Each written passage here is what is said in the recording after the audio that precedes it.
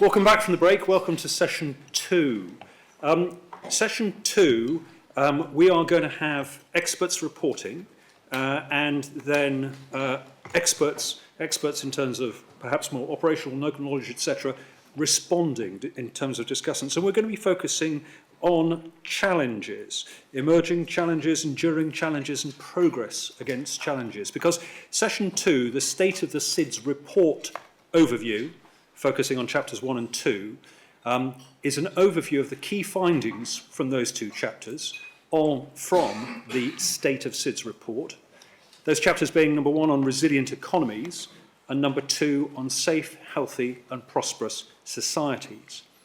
So going to chapter 1 first and to Stefano. Stefano is going to tell us about the conclusions from the report, and then we'll go to Stan and Velami for responses. Please, Stefano, over to you.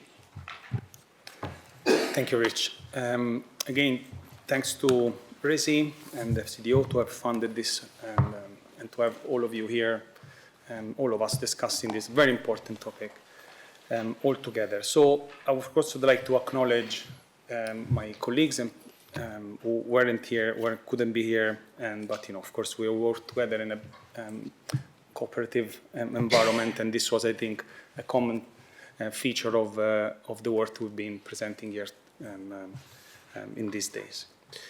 So,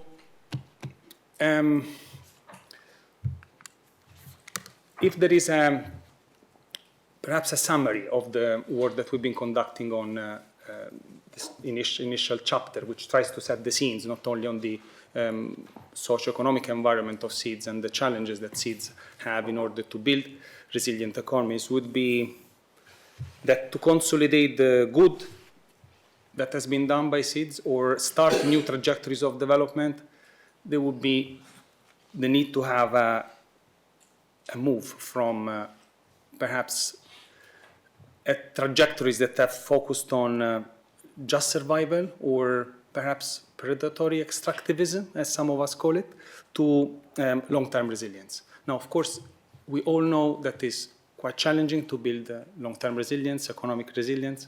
This is it's made up of many factors. Among these, of course, there is a good enabling environment that SIDS have managed to build throughout the years. We have heard from experts and colleagues before the very good example that SIDS have set in national and international scene to have this enabling environment that would, of course, shelter some of their of the disasters or support the socio-economic development of their citizens. However, considering the challenges that Matt has highlighted brilliantly before, we need to look forward. And in order for these new trajectories of development, stronger and better resilience to happen, we have identified through the work, of course, of the literature that is out there, some important elements that are that point towards something that's called integrated planning among sectors. So we know that it is sometimes challenging for SIDS to focus on more than one sector, especially when there hasn't been much of the diversification in their economy. However, the integration of these sectors and how these sectors can dialogue with each other is extremely important. Again, the possibility and the possibility to apply this are challenging because, of course, we need to leverage some of the topics that are there and have been, of course, a bit challenging to implement. However, investing in digital trade and trying to migrate from the focus on one or two sectors would definitely help SIDS, to enlarge and to address the challenges of the future. Another interesting aspect that we have highlighted is the possibility to focus on sustainable niche models. Now, what do we know by this? That sectoral growth is shifting towards high-value niche tourism, for example, and sustainable ocean-based economies. Now, The interesting part here and the discussion that we had was not on the possibility to focus and to consolidate the important progress that SIDS have done on, on basing their possible trajectories of development on ocean-based economies, but how this would happen. So there is a very interesting opportunity to perhaps focus on the medium to long term rather than on the short. And this, of course, would require an important discussion on how ocean-based economies are used. So are we going to focus on things that perhaps give a short-term economic gain, but have an impact on socio-economic and environmental development? So I'm talking about, for example, some methods of aquaculture or mariculture in general that might ruin the environment if done in an intensive manner, or a certain type of development in the tourism sector where perhaps the redistribution of resources is not done equally or as much as other sectors would would benefit from. So the long-term success depends especially on this cross-sectoral planning and integrating the development of the sectors along. Now, of course, we are all aware, and we all studied and experienced this. It's not very easy for SIDS to shift towards this medium-long trajectory of development that we consider this, because of course some of the actions are not totally dependent on them, right? So we've been exposed to external factors over which there is little control, and this of course limits the capacity of SIDS to act on this in this matter. However, notwithstanding this, the many good examples that have been we've been hearing and experiencing give us another picture. So perhaps building on this would definitely bring more benefits. Now, we have also talked about the importance of productive capacity, which are the resources, entrepreneurial capabilities, and production linkages that determine a country's ability to produce goods and services for a sustainable development.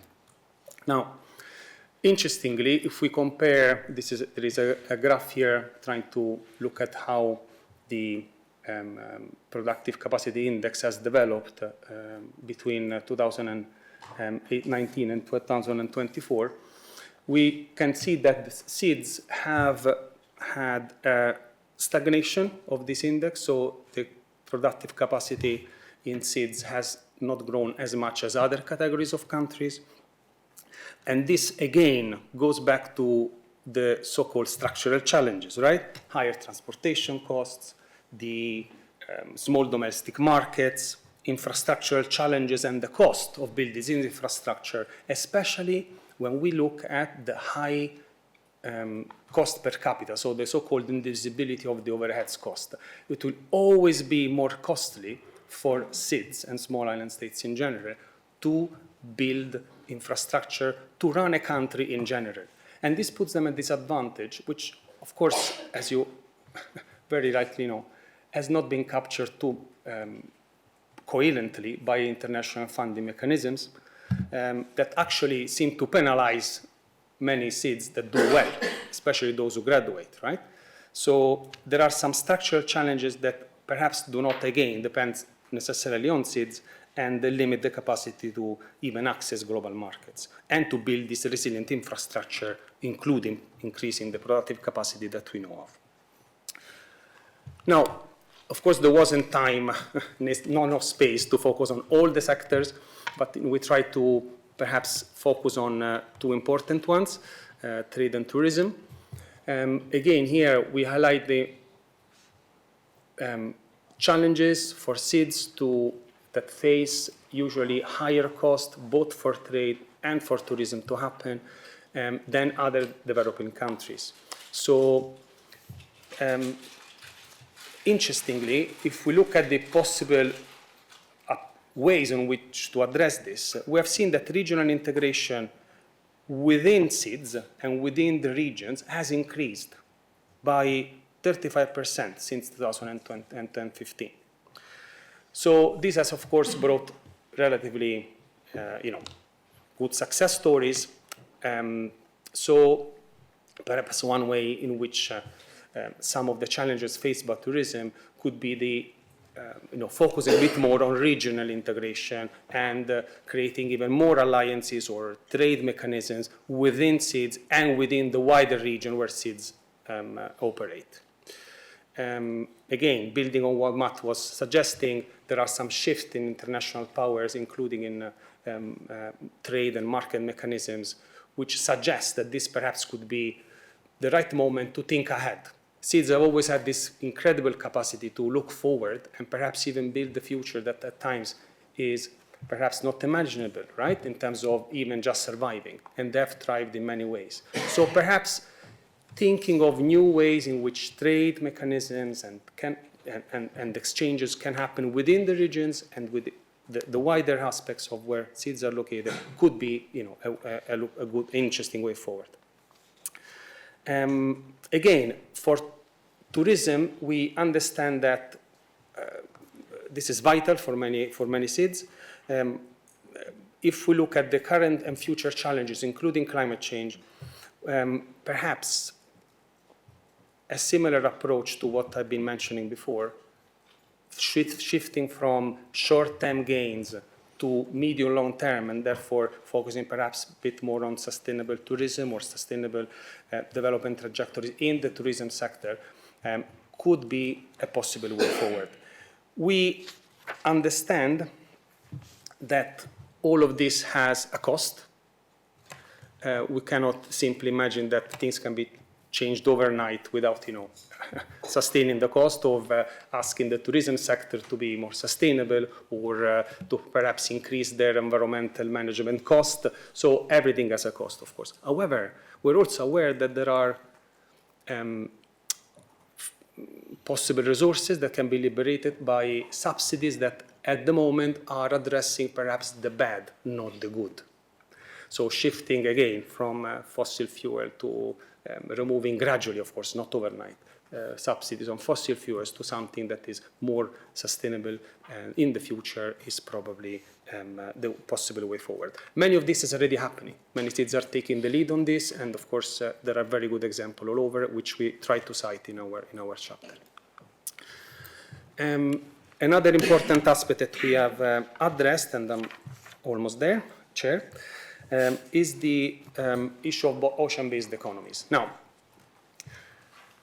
as we all know, there are high potentials here, and ocean-based economy is not only an interesting and a very important opportunity for SIDS, but lies in many of SIDS' identities. Okay, so it's something that goes beyond any argument that can be linked only to productive capacity. Okay, so it's a matter of identity, of culture, of even spirituality. However, we have noticed that in certain instances there is a lack of national policies that can favor or support the development of ocean-based economies by simply creating the infrastructure or the framework for certain ocean-based economies to thrive even more. Okay? So these are some of the gaps that we have seen, including, just to repeat one of the things I mentioned before, excessive or predatory extractivism. So it's important, we all know that this is quite a controversial topic, but seabed mining has been, of course, researched and then trying to be understood by the literature, by many of the papers and research out there. That is definitely a possible replication of what has not worked in other areas or in other sectors, right? So by extracting resources in a probably destructive manner in a short time, rather than perhaps thinking of how these resources could be used in other and different ways, including leaving them there and creating bonds like other countries are doing. So again, there is a time lag between how to make this happen in the medium and long run, but perhaps by shifting some of the resources available within the country that are subsidizing the bad in terms of environmental and social protection to the good could be one of the options. Okay, so another important point, and we finalized both this short presentation and the analysis in our chapter, is by looking at how all of this integrates with the ABAS and the work that has been done at international level to support SIDS development. Now, perhaps another way of looking at this would be that by simply implementing what the ABAS has confirmed as key pillars, SIDS would be supporting, of course, a stronger and more resilient development. However, for this to happen, there must be somehow a new pact in the regional and international arena, whereby SIDS are truly supported. I am, of course, echoing what also the words of Sainovati before. The support for SIDS must be reiterated, must be always, be supported out there, because there are certain risks, including the fact that SIDS are purposely forgotten in some of the funding or international support. I am happen to be part of the Small Island chapter of the IPCC, and there were serious dangers in the migration between the sixth assessment to the seventh that we have now, not to have the Small Island chapters, because some people were arguing that there was no need. So this is the extent to which I think we have to be aware that the support for SIDS and the special case for development of SIDS must be always supported, of course, ideally with the help of research, which we've been trying to do it here together with Resi. Thank you very much. Stefano, thank you very much. That was fascinating and very rich. I was just struck by some of the significance of what you said, the terms you used. For example, a new trajectory moving from just surviving, and the illustration of that is that trade costs are 2 to 3 times higher for SIDS. Many of you probably knew that, but I think that is a simple but really powerful illustration of the problem. I was also kind of struck there more on the positive and potentially going forward. Integration, focusing on the medium to long term, but also the linkage between the two of those in terms of an area of opportunity. However, let's turn instead, please, to two experts from the SIDS, Stan and Viliami. Stan, please go first. Right. Thank you. Thank you for the invitation. I appreciate the work of the ODI, and very happy to contribute to the program. I read the chapter, and there's a short story by Jorge Borges that came to mind. I think it's called The Avatars of the Tortoise. The character in the story sets out a task for himself. He says, I am going to rewrite exactly the original of what is in front of me.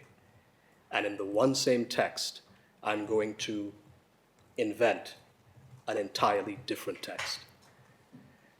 And this is the task of SIDS states.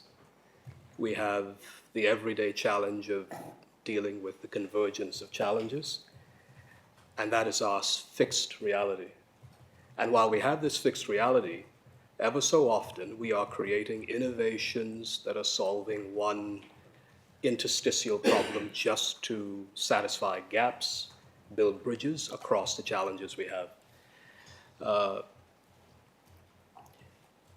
Matt Bishop asked, where does SIDS fit into multilateralism? And then he ended and gave me the premise of my critique of the chapter. He said, structural change is greater than any political project. And here's where we are. The innovations, green bonds, blue bonds, debt for nature swaps, blended finance, all of these are sitting at the margin of structural gains. And so the question is, what is resilience? We use it, but what is it? And to answer that, first a declaration. SIDS does not yet have a globability. And what I mean by that is that we have innovations, but we do not have the bonding agent, that is the layer of systems that join the initiatives that we have, that gives SIDS states not the opportunity to fit into the global economy, but the opportunity to create a consistent, distinctive machinery that is what SIDS is as an operating entity in the global economy. We do not yet have that. And so the aim is to create a SIDS globability. What is resilience? We talk about timelines, but I had a look at the UNCTAD's productivity index, and he's referred to the 3 metrics of the index. And I thought, well, why couldn't SIDS and resilience show the tiers of engagement of our initiatives? Is such an engagement at the surface level? Is it at the mid-tier level? Or is it deep? And if it is surface, for us it may be exporting experiences, commodities with limited embedded knowledge. If it is mid-tier, it may be that we offer specialized services and applied tech. And if it is deep, it means that we offer science-intensive, platform-level capabilities. How much of what we do in our initiatives are at the level of deep resilience, or mid-tier, or surface level? If we can identify that, we are in the position to design what the resilience will be. It leads me to this observation that I made from the chapter, and which occurred today in all of the interventions that were made. All of the interventions have a configuration of our solutions predicated on the climate problem dynamic. What are the polycrisis problems? The innovation creation dynamic that informs the solutions that we create, if it is tied to a polycrisis idea for finding solutions, we are not going to get to the scale of creating a SIDS globability, which is the systemic larger framework. We have to get to the stage of creating a system, not address the problems. And so I would add to the productive capacities index a further metric. I would recommend that we consider a strategic aims track. In all of the innovations and solutions that we undertake in our communities, have we determined whether the aim has been to create something unique in SIDS or unique globally? To create something that is globally enabling, that gives advantage to the SIDS community? Do we offer speed that neutralizes the isolation? Do we create parity? Do we have volume? These are questions that I think will help us to frame what resilience actually is for the SIDS community. And so we need to construct mechanisms and not simply create innovations and products that fill gaps and build bridges between the stressor dynamics that we suffer. Thank you. Stan, thank you. That was really, really thought-provoking. I suspect a lot of people will want to kind of sit down with you at dinner tonight and kind of tease out a lot more about that. I'm not going to attempt to kind of distill it. I just hope I've kind of understood it in the sense that it was more of a focus on systems and mechanisms than on reactionary kind of individual approaches. To sum it up, we should be using the challenges as a design brief. When I read through the the chapter, I counted the word constrained, constraining 6, 7 times, and I stopped counting. If we take the constraints of SIDS and we use that as a brief to design what should be used to escape those constraints, we would find better solutions. That, in sum, is the point. Thank you. Thank you very much. Viliami, can I come to you, please? Thank you very much, Chair. I would like to thank Mr. Stefano Moncada, the Resilient Economist lead author, for presenting an excellent overview of the key findings from Chapter 1 of the State of SIDS report, which is entitled Building Resilient Economies, Integrated Cross-Sectorial Planning and Innovative Financing. I am grateful for the opportunity to comment and provide insight on Chapter 1. To me, Chapter 1, aside from the deep and philosophical comments made by my good colleague, Stan, covers the main issues, and I'm happy with that. The findings in Chapter 1 are spot on too. However, I would like to comment on two things. One is to provide some examples of good practice or positive trends in SIDS that the report should be aware of, and the other is to provide some suggestions on how SIDS could be better supported to make progress.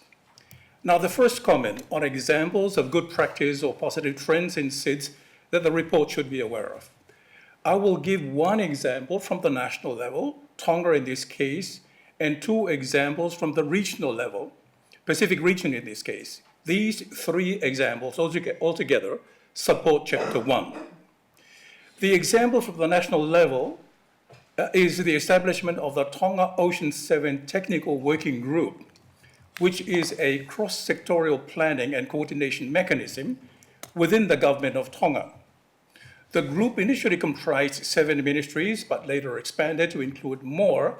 However, it stuck with the name Ocean 7.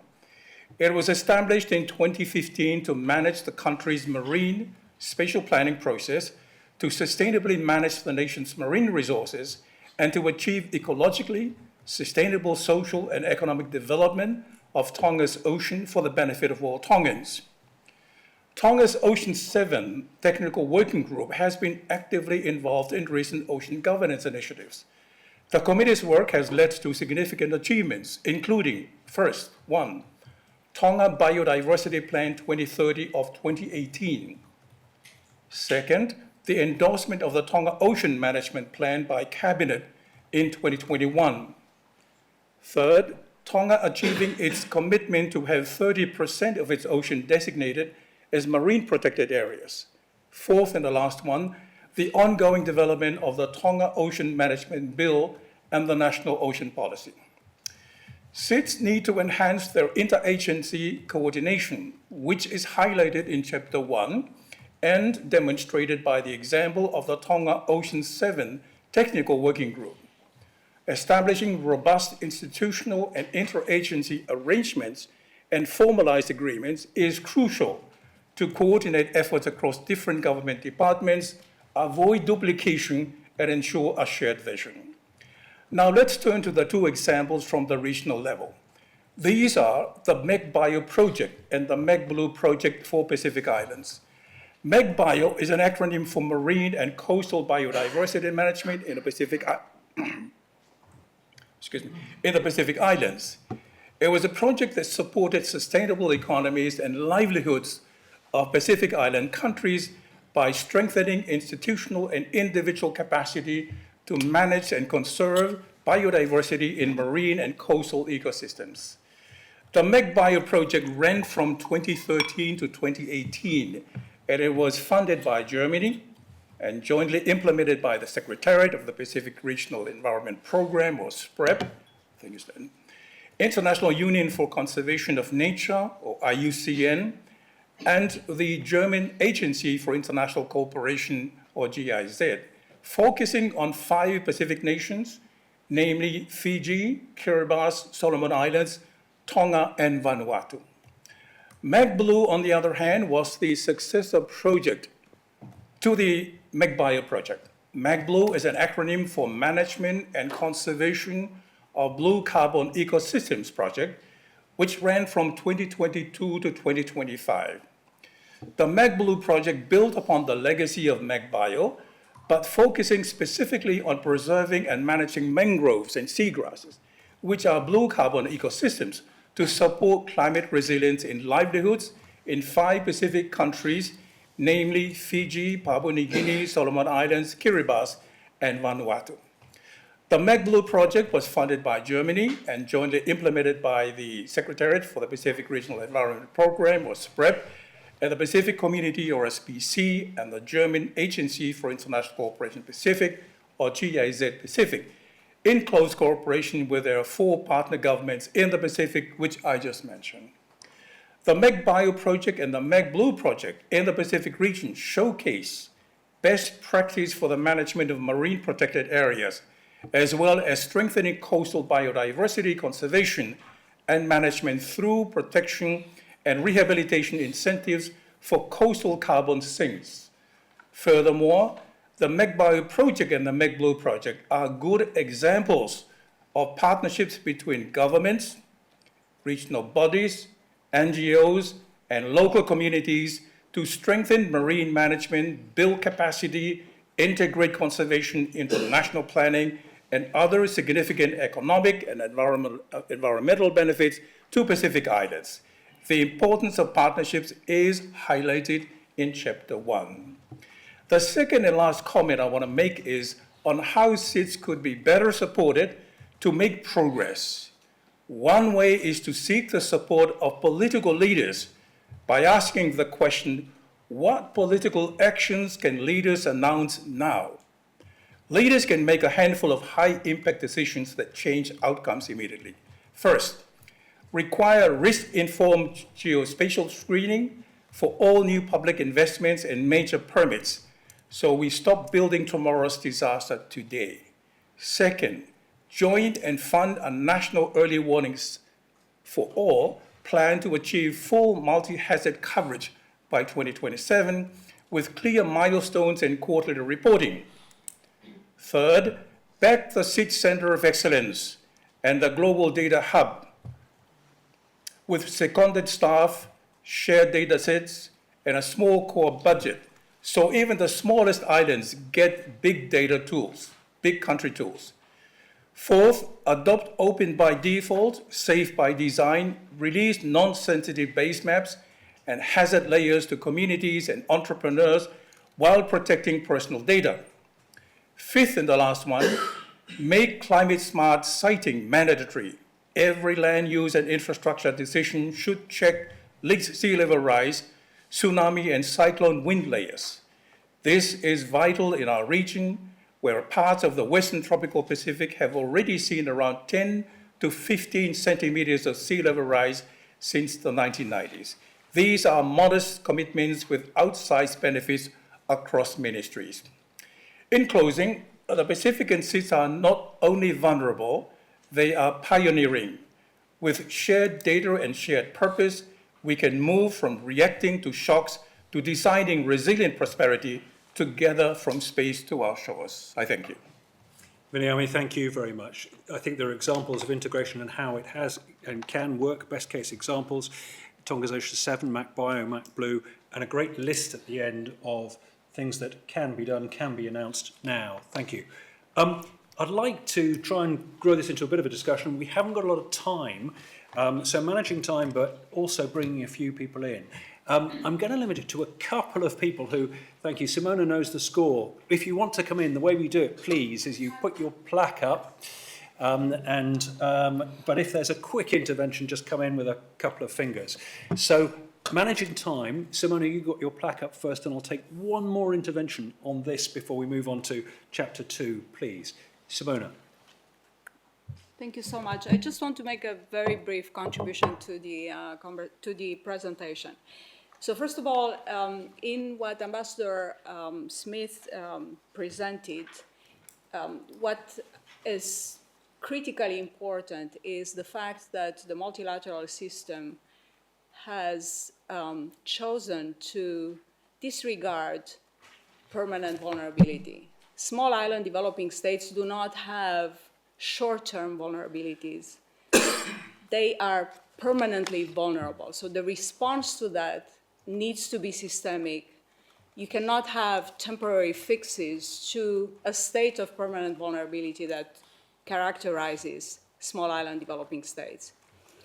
What I wanted to ask Stefano is whether he looked into the study that was produced by WTO in 2021 on the PCI, on the Productive Capacities Index, in which it demonstrates, it had, of course, a group of experts, it demonstrates the very direct correlation between productive capacities and the state of resilience of a country. It's not SIDS alone.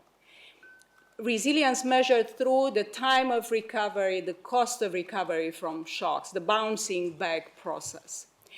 I think SIDS need into re-engineering their economies to look into what makeup of the productive capacities against the 9 indicators, what makeup of productive capacities would, in their very special case, reduce the length, the time duration, and the cost of resilience.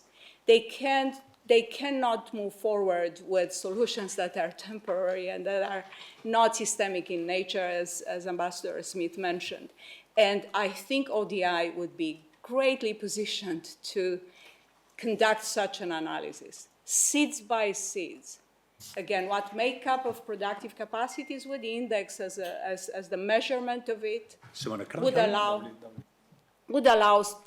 each SIDS to have higher resilience. And one last point is that we are in a constant contradiction when we talk about productive capacities for countries and the need for them to build productive capacities and the avoidance of industrial policy, the avoidance of any form of protectionism. If countries build more productive capacities, they are less reliant on imports. So in between is an aspect of industrial policy that WTO and UNCTAD need to figure out, because we cannot be on both sides of the story. And again, if the study is done by the ODI, that would be of great value to all small island states. Thank you. Sorna, thank you. I think that's back to you, please, Stefano, but also Stan, I can see your finger poised. So perhaps, Stan, do you want to go first? Only to make the observation that if the WTO is defining resilience as how quickly we recover from a disruption, it is the same framework that bedevils SIDS productivity and advancement. That is the point. Stefano? Thank you. That's a very interesting and very important contribution. So I completely agree.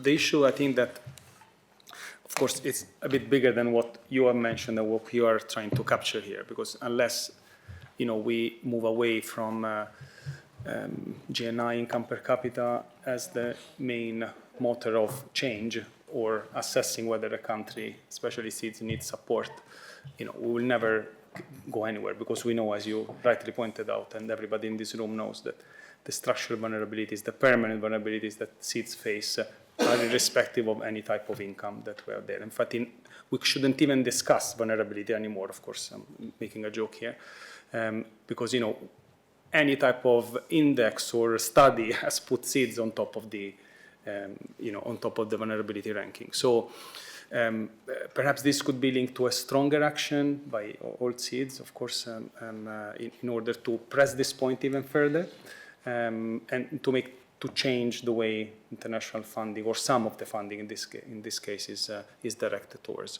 So definitely taking on the challenge on the report. Quickly, if you can, Sam. Yes, very quickly. I want to give one example of a global machinery that could be a SIDS global machinery, special economic zones. If all of SIDS were to come together and determine what we would do strategically in special economic zones that would be sustainable productivity, that couldn't be disrupted because we have a coherent system that protects you because it is a special economic zone, you've created a scale that could be an impactful global scale, as an example. Stan, thank you. Lots to think about. Thankfully, we've got 3 more days. Can I move on to Chapter 2, please? Safe, Healthy and Prosperous Societies. Yvonne and Marissa, over to you. Thank you so much for those of you who've had a chance to read this chapter.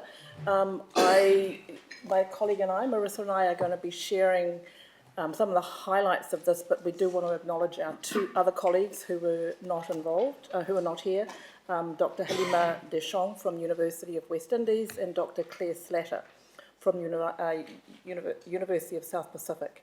We're all academics. You all notice that in the report.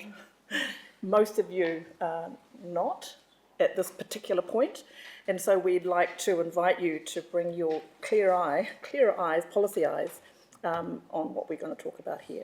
And we're going to make a shift here into sort of more internal issues around inequalities. And we start off here with this particular report. Many hopefully are familiar with the World Inequality Report. This report by economists has got a growing amount of air, and we need to keep watching what's happening with this report, where it goes. And in this report, it's really clear economics are acknowledging the significance of global economic inequalities. In the report, the SIDS region is not evident, but there's enough UN analysis really to highlight the economic inequality in our regions, although none of us in our countries want to focus on that. However, we are doing that in this chapter. For the first time, though, in this World Inequality Report, there are important comments on inequality and climate change, and importantly for our report, gender inequalities. So we feel that in our analysis of the research that we were looking at, it's timely for SIDS to address inequalities, beginning, we'd like to say, with understanding the care economy, understanding the way in which people in SIDS relate to each other in a very SIDS-specific ways. So what we're going to do is go through some selected key issues in this particular report: the persistence of gender-based violence and the way in which we treat people in SIDS countries, weak sexual and reproductive health and rights, or the way in which we engage intimately with people in our countries, food insecurity and poor nutrition, or the way in which we feed people in our SIDS countries, unseen care economies and social protection, or the way in which we care for people in our communities. Pressure from global political economies is always evident in understanding these kinds of inequalities and these kinds of issues. Our focus is on those four issues, and we'll talk about those in a little bit more detail, but we did want to recognise the coexistence of a range of other things, the coexistence of communicable, non-communicable and infectious diseases, exacerbated by climate change, the increasing incidence of mental health, our health systems which remain weak and non-inclusive, high rates of incarceration associated with large groups of young people without work and without decent work, the availability of education, but in growing concerns around the quality of that education, growing youth unemployment and unequal access to resources and disasters. A lot of research has touched on that, but we're going to focus on those four top issues. Gender-based violence is not a SIDS only problem. Everybody will know that, but in SIDS countries, we unfortunately have above global average rates of gender-based violence. There are issues around comparable data, but there's no doubt in all of our SIDS countries that gender-based violence is endemic. This reality for over half the population comes often from the colonial legacies that have brought us to where we are, but they're compounded by economic shocks, by pandemics, by climate change and by disasters. And state resources to address this, state responses are under-resourced and inconsistent, and often addressed by civil society organisations who have worked hard in a number of different areas with the help of donors elsewhere.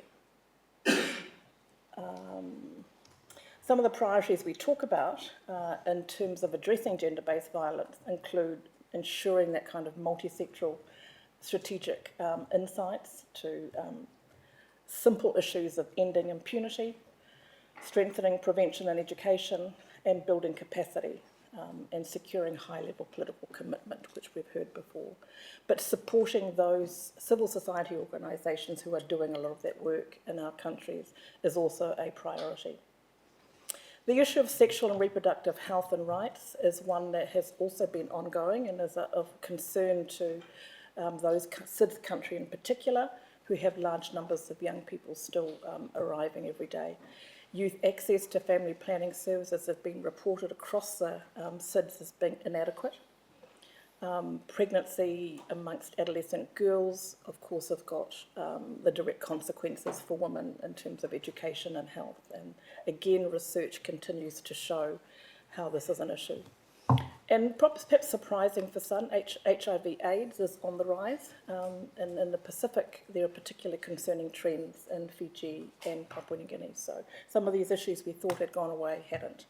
Just a quick quote there from our colleague Halima, that recent research in the Caribbean record lifetime prevalence rates of intimate partner violence in Guyana at 55%.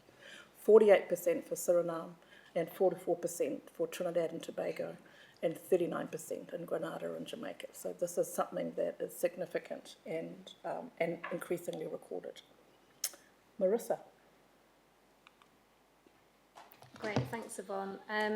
So yeah, moving from, I think it's worth saying at this point that one of the key things about our chapter is that we decided to structure it very much on a gendered but also multi-scalar approach. And that is, and what that is to say is that we really want to draw links between thinking about individuals and bodies and communities and the global political economy and global processes, and really show how all of those processes are interlinked. Thank you. So moving on to thinking about bodies and individuals, to thinking about food security and issues of care, which are two of the other issues that we thought were really important to focus on today. In terms of access to affordable, healthy food, it's fundamental to addressing social inequalities, improving health outcomes, and also achieving flourishing societies across all SIDS. Yet, as we all know, food insecurity remains a major challenge, driven by a complex interplay of factors such as structural constraints, heavy reliance on imports, limited domestic production, climate change, and colonial legacies that continue to compound some of these issues. And together, these factors combine to contribute high rates of non-communicable diseases and restrict access to nutritious diets. So, for example, obesity rates in SIDS are higher than the global average, and over 10 SIDS have undernourishment rates of above the global average of 8.7%. So a lot of these things we already know about SIDS, but one of the things that's often missed is the centrality of the role of women in working in agriculture and fisheries, and also their importance in terms of food provision for families and communities.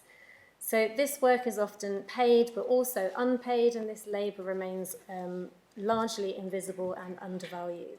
So data also remains largely rarely disaggregated by sex, and women remain underrepresented in terms of decision-making and policy processes. So as a result, their experiences are obscured when we try and tackle these issues.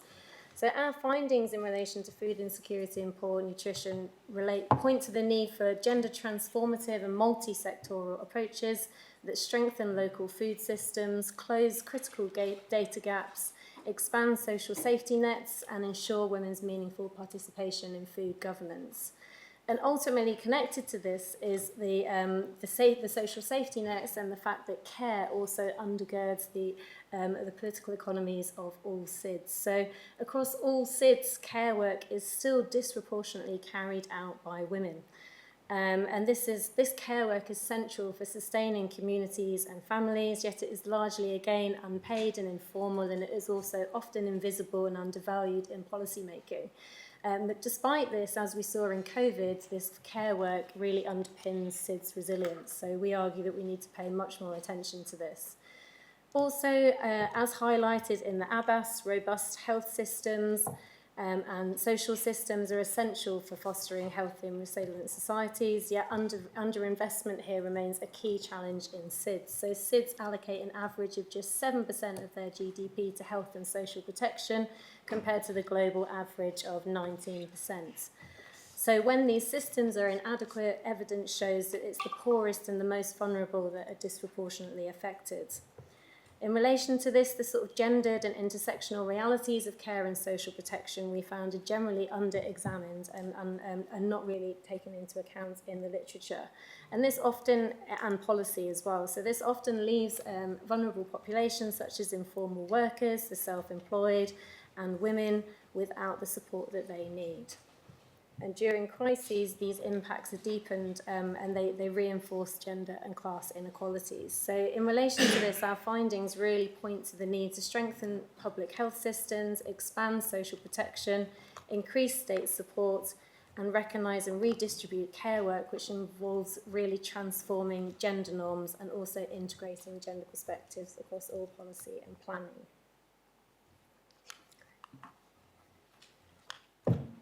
And then jumping up to thinking more about the global political economy, it's really important to emphasise, and we try to emphasise this in the chapter, that social and economic inequalities are deeply rooted in colonial and historical legacies and are also intensified by global economic pressures. So persistent inequalities are deepened by trade and investment agreements, climate change and patterns of labour migration, etc., which all continue to disrupt family and community life and also reinforce gender inequalities.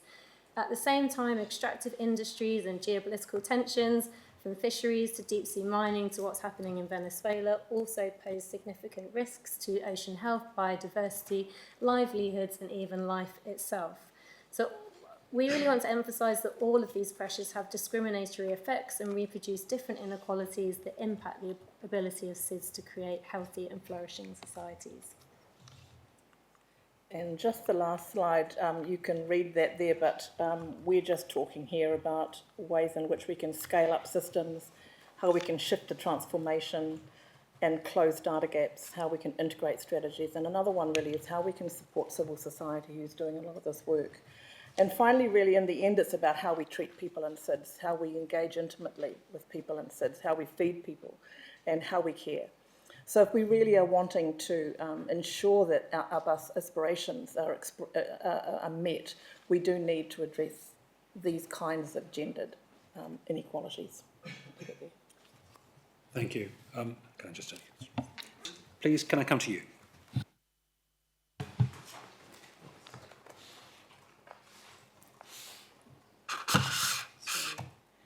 Greetings, all. Thank you for extending the invitation.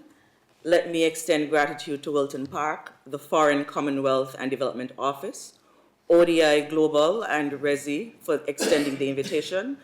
And let me also thank the authors of the report. I wish to note for the record that I am speaking not in an official capacity or a national capacity. So I just wish to state that for the record. The statements to be presented are my own as a former academic and a native SIDS woman, in particular a rural Caribbean woman. I was tasked with presenting an analysis of Chapter 2 of the State of SIDS Report 2026. Chapter 2 is titled Safer, Healthier, and More Equitable Societies, Taking Care Seriously. The questions to be considered: does the chapter cover the main issues? Is there anything missing as an enduring or emerging challenge for SIDS? Were any of the findings surprising or unexpected? Are there examples of good practice or positive trends in SIDS that the report should mention? After reading the chapter, I sat and wrote not an academic treatise, but my unvarnished views or takeaway from the chapter. So I'll just state that. I didn't edit or anything, I just wrote what came to mind. Chapter 2 covers the main issues or key debates around safe, healthy, and equitable societies in SIDS countries. Inequality in SIDS, gender norms and inequalities to include gender-based violence, sexual and reproductive health and rights, communicable, non-communicable, and infectious diseases, mental health, health systems and inclusion, care and social reproduction, food systems and nutrition, social protection, justice, education, employment, youth empowerment and well-being, climate change, disaster management and health, and global political economy pressures. There was also discussion of the knowledge gaps and emerging issues. I note a very strong introduction and opening sentence, which begins, the Abbas theme is safe, healthy, and prosperous societies, but for societies to prosper, inequities must be addressed. A root cause of inequities is provided in the chapter. The consequences of inequalities are also provided. While I have an appreciation for the chapter and the contents therein, as someone who hails from a Caribbean SIDS, I would have liked to learn more about the political will or the government structures that exist that would ensure a safer, healthier, and more equitable society. I note the reference to gender inequalities in leadership, governance, and parliament, and this is good. However, what is the political climate that may facilitate, catalyze, germinate, or even catapult this change? Although comprehensive, it can be argued that the language is strong, the language in chapter 2 is strong, that what sticks out to the reader is gender inequality, sexual and gender-based violence. And although there is a mention of the male or boy, the chapter speaks to patriarchy. So it may appear as almost as if that all of the inequalities or inequities are caused by gender imbalance. It paints the female, who is often hailed in Caribbean or in these societies as a hero, heroine, or matriarch, for having strength to withstand all that she has. Not that she should be, yes, there's gender-based violence, and I would not dispute that there is gender-based violence within our region, there is, and I have advocated in that space for over 20-something years. What I want to note is that there is, I don't want the report to come off that all Caribbean men, or even though the statistics were shown, it's not there, but the statistics were shown that all Caribbean men are abusers, or that all Caribbean women are victims of abuse. And I would note, having worked with victims of abuse within the Caribbean region, I think that this report should be a bit more balanced, because these women, even after having undergone gender-based violence, etc., they still hold society together. They raise their children, they work several jobs, and they're strong, they're resilient. And I can also ascertain that these women haven't experienced that they're raising their sons and their daughters to not have, have that cycle repeated. So these are things that I would have loved to see included in this report. And just bear with me a bit, please. And I think I have here, let it be clear that there isn't the absence or ills posited in the chapter. What I would have appreciated more is a more balanced approach to depicting these societies, because through it all, these societies remain vibrant. One only needs to look at the recent carnival, or what was dubbed Sugar Mass in my home country. And you see that even though you may have this happening in our society, we are a vibrant people. And there's still happiness. It's not all gloom and doom. So I just want to note that there's that resilient and vibrant spirit that has allowed us to overcome. And we can even go back, and again, I note the reference to colonial times, that this is what has brought us from then to where we are. So there has been improvement. And just noting, because as I said, I just wrote, in many Caribbean households, women are the head of the households. I am in agreement with the literature that they do carry the burden of care, especially for infants, their minor children, aging parents, and other vulnerable persons in their care. But many view this as a mark of respect. So this goes to, there was a mention about tradition and culture. in our societies, even, though yes, there may be that burden and it could be shared, within our society, taking care of infants, taking care of our elders, that is viewed as a mark or an honor of respect as well. So I would have loved to see this reflected in the report. And I'm coming, Mr. Moderator, I'm coming. Is the physical load or mental load heavy? Of course it is, but things are gradually changing. All I hope is that, things are gradually changing. I note the reference to qualitative studies or research in the literature of chapter, but there's also a place for quantitative research, a place to study or assess a larger cross-section of the population. I note the language in order to flourish throughout the text, and going back to the literature, what are the thoughts of the various populations on their current status or living conditions? And, well, I don't know if my husband would mind me saying that, but when we're looking at change, I'm seated here today, I have a 16 and a 15-year-old. My husband takes responsibility for that. So, and he's a Caribbean man. So I just want to highlight that. Well, maybe I should stop here. It's a great point. And sorry, Mitrice, the only reason I want to stop is I do want to give No, I do understand, so I a couple respect of other everybody. people a chance to speak. But thank you for so much, what I'm sure you will agree is invaluable feedback. Just one thing, the point about balance, but then you went on to say resilient and vibrant societies. And we've kind of gone round that topic of resilience, the word you said, Stan, of what do we mean by it, in a number of different ways. And it was quite positive and encouraging to hear you say that. Thank you. Can I throw it open for, say, a couple more observations, interventions, if you want to come up? I'm going to try and play fair, go to Ali and the other person, anybody else from SIDS? All right. But Ali, I'll come to you first, and then one more. I can't see your plaque, but please come in afterwards. Grano. Ali, please come in. Thank you.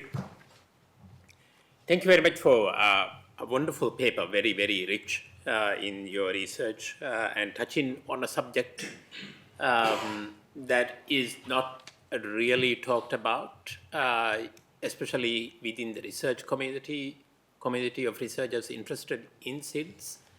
That is a welcome contribution to the debate and discourse on public policy in small island developing states.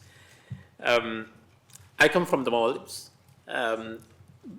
While being a diplomat, when working in the capital, I used to be on the Planning Commission, National Planning Commission for a long time, and worked with external partners on social and economic issues because we had a big issue in the Maldives. The Maldives might be performing quite well in many indicators now, but it was not always the case. When I was born, for example, the life expectancy in Maldives was 36 years. And now it's somewhere in the early 80s. But social issues, health issues, communicable diseases had been chronic issues in the Maldives. And we had a strong partnership with international actors, international organizations, other countries in addressing that issue. Right now, those issues that you highlighted are pretty common in the Maldives, with possible exception of HIV, but other issues are quite prevalent in the Maldives. We share a lot of attributes with our Caribbean brothers and sisters, and the way the issues are projected also and framed also are similar, because the framing is done by not necessarily always internally projected framing, but those framings are done by observers who come with preconceived framings and fit in the internal cases to that framing. And that's where I think policy formulation comes to a challenge that we sometimes, when shaping solution, we sometimes forget or misplace the real cause that is driving the effect. And I wanted to make this point in the earlier discussion also, that two factors come which are common in the SIDS report, the future report, which is the internal mechanisms that drive the change. Perhaps we might want to go a little deeper. Product to capacity index is one welcome change to the discourse. But we can go a little deeper than that. PCI is a good indicator, good set of indicators. But what about governance? Governance, not ideology-driven governance, but the ability of state institutions to effectively implement policies, whether on social policies, whether it's in economic development, whether it's infrastructure. These are the that point is missing in almost all the chapters that we have included in the report. And the second point is, the second point is the narrative. SIDS narrative has not changed. I was there in Barbados in 1994 for the first SIDS conference. The same issues we have been discussing, the same causes we have been discussing, the same impact we have been discussing. We have not been able to, SIDS are not the least innovative countries, no, not at all. We have been quite innovative in tourism and many, many other factors. But on public discourse, the way these issues are framed, no, we have not been able to change this narrative. The narrative that external environment is not supporting SIDS and SIDS are always the victims, I think we got to question that narrative more objectively. Thank you. Ali, thank you. Interesting points around framing and narratives. Karuna, can I come to you, please? Thank you. A very good point. I just want to quickly say thank you for that narrative change. And one of the big reasons we all call the Big Ocean States Initiative is exactly that, to change the narrative from small to Big Ocean States boss. I wanted to touch upon, some of the comments here for the Safe Future section. I really like the fact that colonial legacies was brought up, was acknowledged, because this is something very often when we talk about ocean equity. Well, I work in the area of ocean equity, but we talk on equity in general is often not addressed. So I really like that we are talking about that. And I was very curious to hear from the authors, or maybe for some ideas out there for if there's an additional work to be done on that, is to kind of understand the colonial legacies and decolonization, not just at a national level, but also the global, because a lot of the things that I see, when we talk about ocean equity and decolonization, it's always about who is benefiting, who decides, who represents, who talks for us. And it's interesting to know what happens at the national level, but also interesting to know what happens at global spaces. And related to that is also a model of allyship, because decolonization is not just about addressing colonial legacies from that perspective, but also to talk about what are the new forms of allyship model that should be considered when we talk about global North, global South cooperation, an allyship model that is really respectful of, for example, the culture differences or the colonial legacies that have existed in the past and may continue to exist today. So we work at the intersection of that, like the allyship model, and we're building something around that. We'd be very happy to share more around that, but I wanted to quickly just, acknowledge that and bring that on the table and link it to the previous one. I'm also going to cheat and link it to the previous section. The other thing, when we talk about equity, it's very important to, what our work focuses on is equity from a finance and innovation perspective. And the previous section was linked on, was about resilient economies and investment and finance. And that's another thing that I wanted to put forward on the table was, are we, in addition to productive capacities, are we looking at investment readiness at a local level? We talk about innovation, but are our local innovation systems good enough, and this is something that with the help of the Irish Marine Institute, we are working and piloting across 6 countries to understand the Blue Investment Readiness Index across the different islands. But I think it's something I'd like to put forward out here. We also need to think about how good is our local innovation ecosystems to attract that kind of finance, especially from an equity perspective. Thank you. Corinna, thank you very much. Equity and particularly allyship, I imagine we will be talking more about that over the next few days.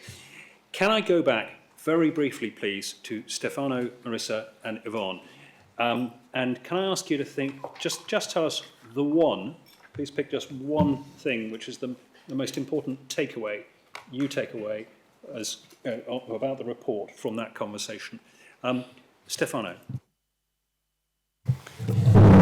Straight on the spot. So I think there are some good examples of how SIDS are innovative and are leading on increasing their not only productive capacity, but in general, in creating new development opportunities. Perhaps we can bring that a bit further and highlight it a bit better.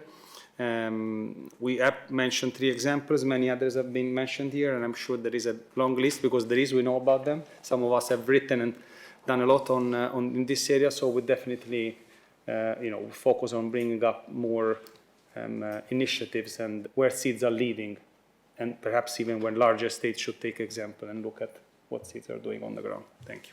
Thank you. Marissa, Yvonne, but not necessarily in that order.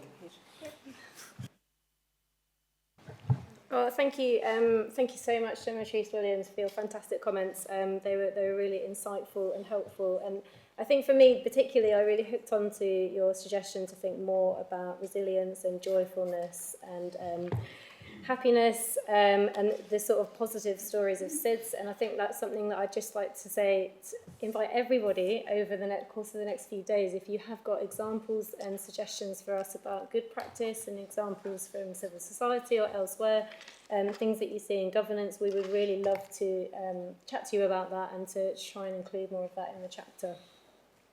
Thank you.